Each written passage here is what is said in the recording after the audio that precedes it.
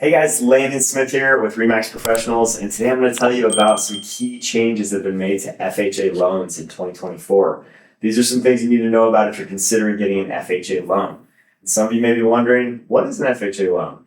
So it's a government-backed loan that allows you to put only 3.5% down. And because it's backed by the government, there are other implications. It runs on a completely different scale as far as interest rates go compared to conventional loans. And so those are dictated more by the government, and it still is market based, but it's on a different scale completely. So if conventional rates today are at 6.5, FHA rates could be at 6.125, right, or 6. But they're a little better as far as interest rates go, and they also have a little higher cost to them than conventional loans. And so it's a give and take, and you got to weigh out all of the options. But this is definitely something that you should look into as an option if you want to be a low down payment buyer and leverage more of the price of the home into a loan. And so some of the changes that have come up over this last year are the increased loan limits in a big way. So we've, in our market here in Colorado and Denver, you can go all the way up to 755 in most counties. And then again, you can go up on a higher limit up to like 817. So there's some really good things that have happened there to allow people to borrow more if you're in a market where home prices have gone up quite a bit. And that's very market dependent. And then it's also, allowing people to reduce their mortgage insurance premium cost is another big change that's been made. So used to be annual mortgage premiums were almost 2% of your annual price of the home, where nowadays that has been reduced significantly under 1%.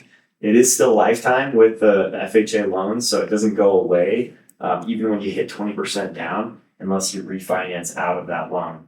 But with rates coming down, there's probably going to be some good opportunities to do that, refinance out of the loan, especially if your home grows, 10, 20%, then it's something that you should be looking into to lower the cost of your loan down the road. Okay. So it's nice that we've got some reduced premiums there as far as FHA loans go. The other thing too is they are requiring a little bit higher credit score for these FHA loans. They want to make sure that they have buyers who are, have stronger financial priorities and that they've got their credit score in check. And so that is good to see, in my opinion, rather than going to like the subprime loans back in 2008, 9, 10, 11, where that created this huge disaster, right, in the economy and all these houses that were defaulting and falling through. I mean, much better situation if they're keeping the guidelines somewhat, tight so that we can have good borrowers that are buying homes that should be buying homes. And then the other thing that's made it easier is if you are refinancing into an FHA loan, it's allowed for a much easier process to do that. And it's reduced paperwork, processing time, and just become a much better customer experience as far as that goes. And then another change that's been made is just increased property standards. They're requiring a little bit pickier standards on energy efficiency and safety standards, just to make sure that these homes that they're lending on are good homes that are going to be, that aren't just going to drain utilities down and cause for bigger implications for buyers' budgets.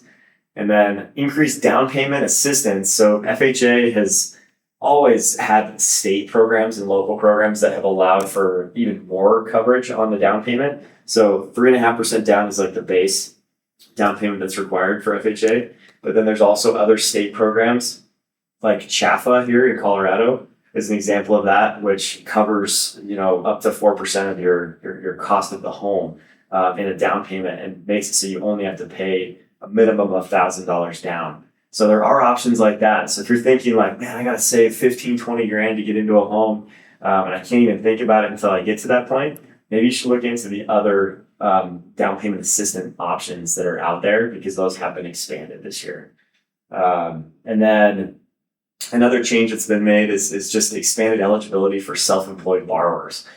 These new guidelines have made it easier for self-employed individuals to qualify for FHA loans, which you probably felt picked on over the last few years. So it's kind of nice to have more flexibility for income documentation requirements, especially.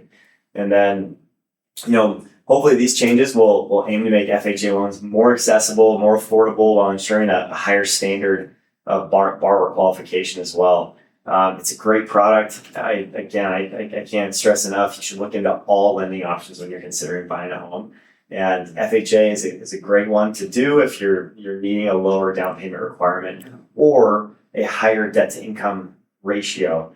And what I mean by that is if you have a higher amount of debt, maybe it's student loans, maybe it's car payments, different things like that comparative to your income, FHA has a way more flexible standard on that compared to conventional loans. So that's probably the number one reason why more people use FHA than conventional, or for the people that use FHA than conventional.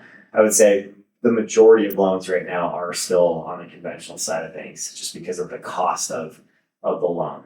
So again, there's pros and cons. You got to look at both sides and understand what you're dealing with. And I've got great lending experts that are fantastic, phenomenal, that I can connect you with if you need a loan here in Colorado or elsewhere outside of the state. I've got lenders that are licensed in all 50 states, and we can connect you with a Remax agent out in another state as well. And qualify them, make sure that they know the local market that you want to be in, and that they are good people, nice to work with, good negotiators that can help you on the buy side. So feel free to reach out if I can help in any way. And remember to subscribe to my channel so you can get more updates, on these types of things. And thanks for listening, and we'll see you next time.